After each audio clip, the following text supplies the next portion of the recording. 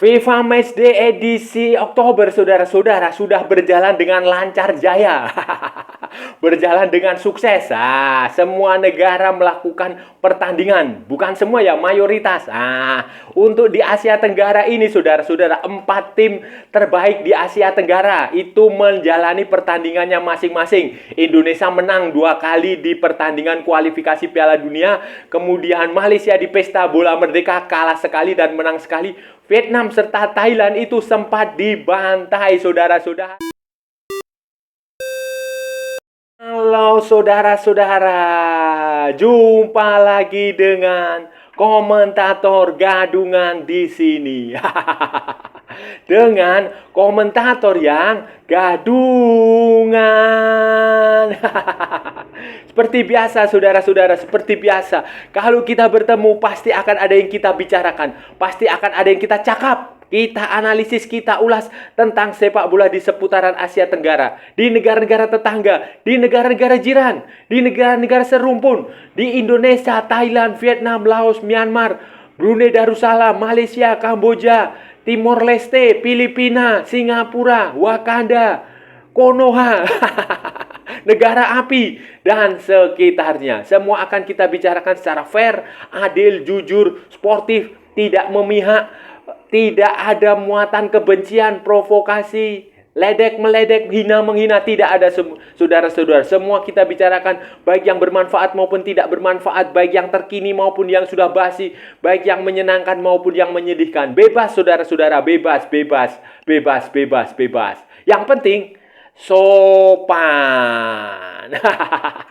Dan untuk edisi kali ini, saudara-saudara, edisi kali ini kita akan bicara tentang FIFA Matchday edisi Oktober. Pertandingan bendera FIFA. Ada yang pertandingan uji coba, ada yang di kualifikasi Piala Dunia 2026. Kita akan membahas 4 negara ASEAN, 4 tim terbaik di Asia Tenggara yang sama-sama bertanding menjalani 2 pertandingan, 2-3 pertandingan di edisi kemarin itu, saudara. Dan hasilnya bervariasi, saudara-saudara. Ada yang menang 2 kali, ada yang menang sekali, kalah sekali, ada yang kalah 3 kali, ada juga yang dibantai. Ada yang menang sekali, imbang sekali. Ini akan seperti apa, saudara-saudara? Ini akan kita bahas, akan kita ulas, akan kita analisis di edisi kali ini, saudara-saudara. Jadi begini, saudara-saudara, jadi begini, pada FIFA Matchday yang lalu, edisi Oktober yang lalu itu semua negara, 2 negara ASEAN, 2 negara ASEAN yang mereka mengklaim sebagai yang terbaik. Ya, kalau Thailand memang yang terbaik di Asia Tenggara. Tetapi Vietnam itu ya, dia hanya klaim saja. Mereka menggelar pertandingan yang ambisius, saudara-saudara, ambisius. Saya harus mengatakan ini ambisius. Kenapa? Karena Thailand itu menggelar tur ke Eropa, menghadapi 2 pertandingan melawan tim dari Eropa yang peringkatnya bagus, menghadapi Georgia dan Estonia di Eropa, tur Eropa. Itulah tur Eropa. Jadi mereka merasa level mereka itu tampaknya sudah Eropa. Bukan lagi di Asia. Jadi mereka dengan sombongnya tampil di Eropa. Sementara Vietnam, saudara-saudara, ini lebih sombong lagi, saudara-saudara. Bukan, memang mereka tidak tampil di Eropa atau bertanding ke Amerika Selatan, bukan. Tetapi mereka menggelar 3 pertandingan secara beruntun, saudara-saudara, di FIFA Matchday ini. Ya, normalnya itu kan 2 saja udah cukup. Fisik sudah terkulas, pemain sudah capek, pemain sudah lelah, konsentrasi sudah hilang. Tetapi ini Vietnam ini dengan ambisius menggelar 3 pertandingan. 3 pertandingan dan semuanya adalah away, saudara-saudara. 2 pertandingan di Cina, di Dalian melawan Cina dan melawan Uzbekistan, serta 1 pertandingan di Suwon. Suwon itu di Korea Selatan. Sementara Indonesia dan Malaysia jauh lebih humble lah, jauh lebih tahu diri. Malaysia menggelar pertandingan di Pesta Bola Merdeka dengan mengundang tim dari Asia. Dari Asia yang level peringkatnya lebih bagus. Sementara Indonesia ini menghadapi takdir. Menghadapi kenyataan pahit, saudara-saudara, harus menjalani kualifikasi. Putaran pertama, first round. Kualifikasi Piala Dunia 2026 zona Asia. 2 pertandingan di Jakarta dan di Bandar Seri Begawan. pertandingan 4 negara besar Asia Tenggara ini, saudara-saudara, yang sangat ambisius itu ya, yang seperti yang saya bilang, Thailand dan Vietnam. Tetapi hasilnya, saudara-saudara, hasilnya itu apa ya? Letoy. Loyo, tidak seperti yang diomongkan. Nah, apa ya, tong kosong nyaring bunyinya.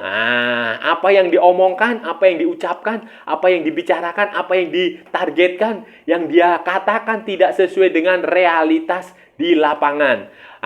Kita ambil contoh Vietnam sajalah, saudara-saudara. Vietnam ini kan kita tahu bersama lah, sejak era Park Hang-seo ini mereka tim yang sombong sekali.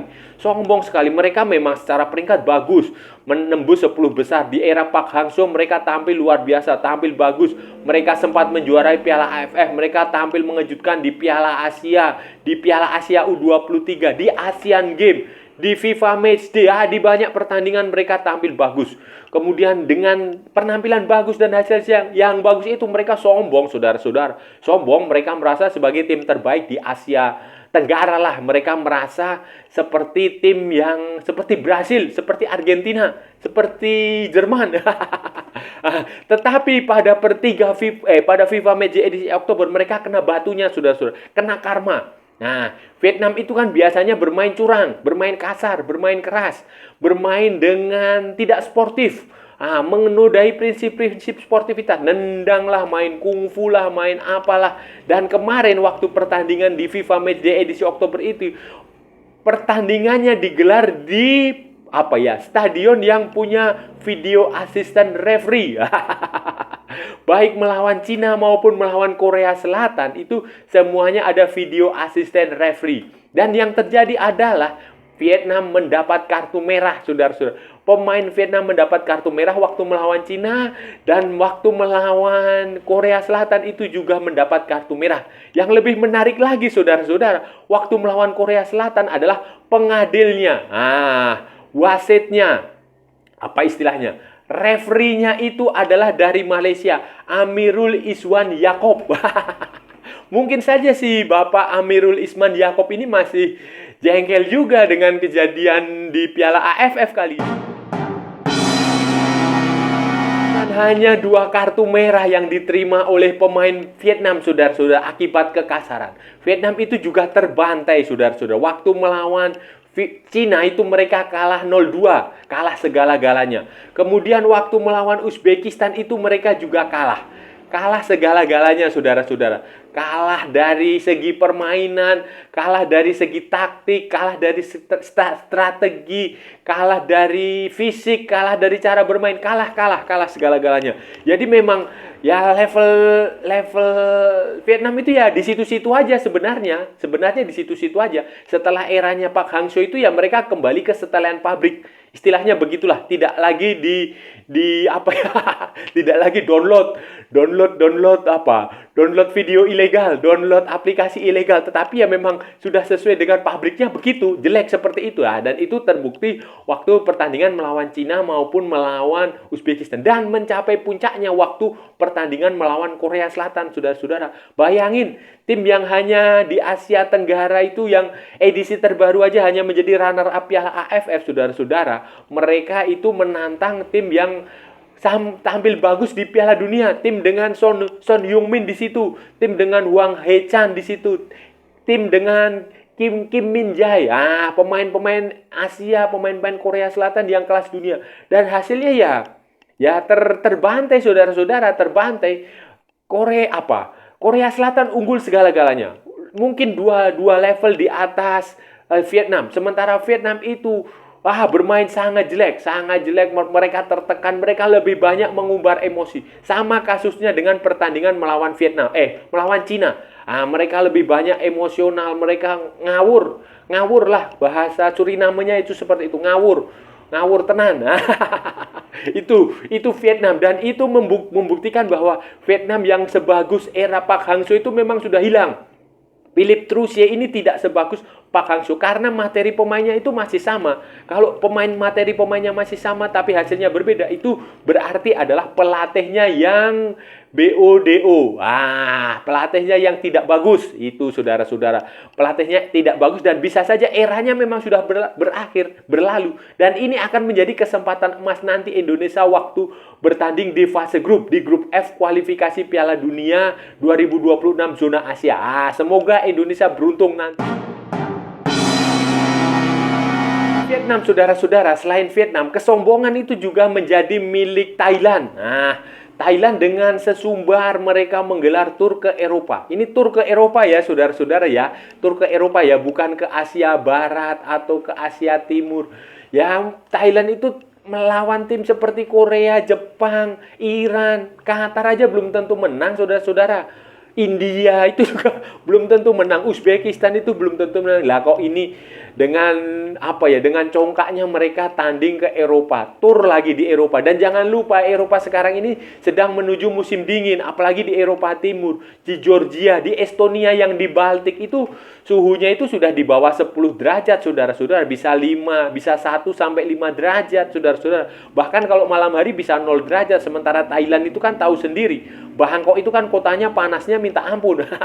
Jadi ya itu kena karma juga. Selain faktor cuaca, saudara-saudara, ternyata klub-klub di Liga Thailand, Thai League One itu yang tampil di Liga Champion Asia seperti BG Pathum United, kemudian True Bangkok United, kemudian Buriram United, kemudian mana lagi ya? Port FC ikut nggak ya? Itu pokoknya klub-klub itulah. Klub-klub yang tampil di di Liga Champion Asia itu tidak mau melepas pemain bintangnya. Jadi seperti Teraton Bummatam, kemudian Chanatip Songkrasin, kemudian Terasil Dangda itu tidak tampil. Begitu pula beberapa pemain Thailand yang berbasis di Jepang, yang berbasis di Eropa, di Belgia itu juga tidak dipanggil. Tidak ikut.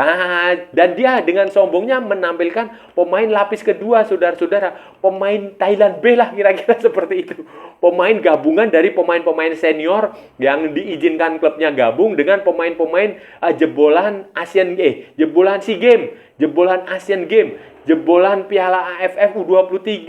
Itu. Jadi mereka menyebutnya sebagai Thailand B melawan Georgia A, Estonia A. Hasilnya saudara-saudara dalam tur ke Eropa itu ya benar-benar memalukan, saudara-saudara, benar-benar memalukan. Bayangin menghadapi Georgia, saudara-saudara, Georgia itu tim dari pecahan Uni Soviet, tim dari Kaukasus lah di sana lah, di Eropa Timur agak ke selatan. Itu Georgia itu punya pemain-pemain yang banyak main di Eropa Barat, di Italia, di Inggris, di Jerman, di Prancis, pokoknya pemain bagus. Dan Georgia ini tampil dengan pemain utama mereka, saudara-saudara. Sementara Thailand tampil dengan pemain B, pemain kedua, pemain lapis kedua, pemain cadangan, pemain oplosan, pemain campuran, pemain apa istilahnya, kacuan.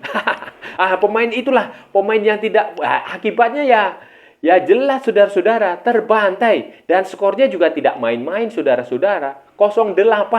Bayangin, susah membayangkan Thailand itu bisa kalah dengan skor yang 0-8. Kalau 0-3, 0-4, 0-5 itu mungkin masih walaupun agak berat diterna tapi masih bisa lah. Tetapi kalau 0-8 ini kan luar biasa, saudara-saudara. Dan di babak pertama aja itu kalau nggak salah sudah kalah 0-6.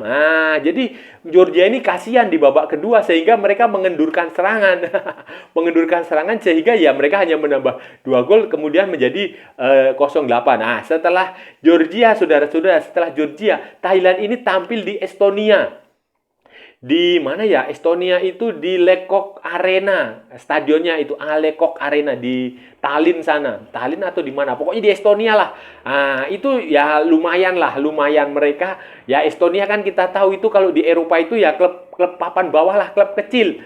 Nggak pernah lolos ke Piala Dunia. Kemudian di UEFA Nations League itu kalau nggak salah dia di Liga D atau Liga E ya. Pokoknya di level bawah lah. Dan hasilnya adalah 1-1. Sempat tertinggal 0-1, kemudian Thailand menyamakan skor menjadi 1-1. Ya, lumayan lah. Walaupun tetap aja memalu. Thailand dan Vietnam, saudara-saudara, yang menurut saya lumayan ya Malaysia lah. Malaysia lumayan, walaupun Ya, seperti kemarin saya sudah membahas tentang Malaysia. Ya, itu kelemahan Malaysia adalah Kim Pan-gon itu tidak berani melakukan eksperimen, tidak berani melakukan percobaan, tidak berani menjajal. Bahasa istilahnya menjajal. Menjajal itu apa ya? Bahasa Suriname itu. Menjajal itu ya mencoba pemain-pemain baru, pemain-pemain yang mana tahu pemain itu bisa memberikan bagus. Misalnya kalau Malaysia tidak punya banyak stok, ya pemain yang ada itu dimainkan sejak starting line up. Misalnya formasinya berubah, kemudian taktikal, cara bermainnya berubah. Tujuannya supaya taktik Malaysia itu tidak dibaca, saudara-saudara. Kan yang selama ini dilakukan Kim Pan-gon itu tidak, dia hanya selalu menampilkan the winning teamnya dia. Di situ ada Arif Aiman, Faisal Halim, kemudian ada siapa ya? Endrik, kayak begitulah, Corbin Ong. Itu selalu dimainkan, Sihan Hasmi selalu dimainkan. Kenapa sih tidak mencoba pemain lain dengan taktik strategi yang lain? Karena kalau Anda selalu memainkan the winning team, itu akan mudah dibaca oleh lawan yang punya pelatih cerdik. Contohnya Tajikistan. Ini gaya-gaya Kim Pan-gon ini mirip dengan Indra Syafri, mirip dengan Bima Sakti di Indonesia lah. Siapapun lawannya akan bermain dengan tim yang itu-itu saja, dengan teknik cara yang itu saja. Jadi akibatnya mudah dibaca waktu melawan Tajikistan dan kalah 0-2. Tetapi sebelumnya Malaysia sudah lumayan lah mampu mengalahkan India. Terlepas dari ada kontroversi gol yang tidak sah. Gol yang sebenarnya bola sudah melewati garis, tetapi karena tidak ada video asisten referee, maka tidak dianggap sebagai gol. Dan ada juga kontroversi tentang penalti yang dilesakkan oleh Arif Aiman. Itu kan masih debatable. Apakah itu pemain Malaysia diving atau memang itu pelanggaran? Kalau ada video asisten referee ya itu tidak akan ada perdebatan lagi, saudara-saudara. Tapi ya overall secara terlepas dari kekalahan itu, yang penampilan Malaysia melawan India cukup bagus lah. Saudara-saudara, terakhir tim besar lainnya. 4 tim terbesar di Asia Tenggara, salah satunya adalah Indonesia. Dan Indonesia ini menghadapi 2 pertandingan kualifikasi Piala Dunia 2026 melawan Brunei dengan lancar jaya, dengan mulus. Dengan hasil yang lumayan. Hasilnya bukan lumayan lagi, bagus lah. 2 kali menang 6-0. Artinya Indonesia lolos ke putaran grup dengan agregat 12-0. Dan cara bermain Sintayong itu lumayan bagus. Dia melakukan rotasi yang memang itu harus dilakukan. Rotasi starting line up di pertandingan pertama di Jakarta dengan starting line up di pertandingan kedua di Bandar Seri Begawan itu berbeda. Walaupun cara mainnya mirip, formasinya juga mirip. Jadi ada 2 formasi yang diterapkan, 4-2-4 dan 3-4-3. Itu berjalan beriringan di lapangan. Kadang main 4-2-4, kadang main 3-4-3. Itu menunjukkan kualitas Sintayong, pengalaman, jam terbang, kemampuan yang lebih bagus dari Kim Pan-gon. Kim Pan-gon kan itu ya seperti yang saya bilang tadi itu, dia akan selalu bermain begitu aja. Tapi Sintayong itu bisa bervariasi, berubah-ubah sesuai kebutuhan. Itu penting sekali karena nanti ketika kita tampil di babak grup, di grup F itu, lawan itu pasti akan memantau pertandingan Indonesia. Mereka akan mengamati dari satu pertandingan ke pertandingan lain. Mereka akan membandingkan. Dan ketika mereka membandingkan itu, mereka akan bingung karena starting line up-nya, formasinya, cara bermainnya itu berbeda. Sehingga mereka akan menebak-nebak. Kenapa? Karena Indonesia ini bukan Brasil, bukan Argentina yang pemainnya itu terkenal yang sudah bisa dipantau. Lawan itu pasti akan kesulitan. Apalagi nanti kita di grup F itu akan bertemu dengan Vietnam, saudara-saudara, Vietnam. Kemudian ada Irak di situ dan ada Filipina, saudara-saudara. Saudara-saudara, itu tadi pembahasan kita hari ini, saudara-saudara. Kita sudah bicara panjang lebar tentang FIFA Matchday, tentang pertandingan FIFA, pertandingan kalender FIFA yang diselenggarakan pada edisi Oktober 2023 yang baru saja berlalu, minggu lalu. Minggu lalu sudah ada banyak pertandingan. Malaysia tampil di Pesta Bola Merdeka dengan hasil kemenangan atas India lewat bantuan wasit, bantuan video asisten referee yang tidak ada. Kemudian kalah di final melawan Tajikistan. Sementara Indonesia 2 kali mengalahkan Brunei Darussalam di kualifikasi Piala Dunia 2026. Nah, sementara Thailand itu sempat dibantai Georgia dan bermain imbang dengan Estonia. Kemudian Vietnam, negara yang selama ini sombongnya minta ampun, ternyata menjalani 3 pertandingan dengan kekalahan dari Cina, dari Uzbekistan, dan terakhir dibantai. Dipermak oleh Korea Selatan. Ini menunjukkan bahwa bahwa Thailand itu bukan lagi tim yang superior. Begitu pula Malaysia bukan tim yang tidak bisa dikalahkan di kandangnya. Dan saya rasa sudah cukup ya saudara-saudara pembahasan kita hari ini. Kalau ada salah-salah ya mohon maaf. Namanya juga gadungan saudara-saudara. Wajar kalau gadungan itu salah. Tetapi kalau benar saudara-saudara berarti sebuah kebenaran. Kalau saudara-saudara merasa channel ini bermanfaat, berguna, menghibur, menginspirasi, silahkan like, share, and subscribe. Tapi kalau tidak saudara-saudara, abaikan saja, skip. Jangan ditonton, tetapi jangan juga di-report. Kasihan saya saudara-saudara. Ikuti pula akun media sosial komentator gadungan ada di Instagram, ada di Facebook, dan ada di TikTok. Tetapi bukan TikTok Shop. Oke saudara-saudara, sampai bertemu lagi di edisi-edisi berikutnya dengan tema-tema yang jauh lebih tidak bermanfaat, dengan tema-tema yang jauh lebih tidak berguna, dengan tema-tema yang jauh lebih membosankan. Salam olahraga dan merdeka!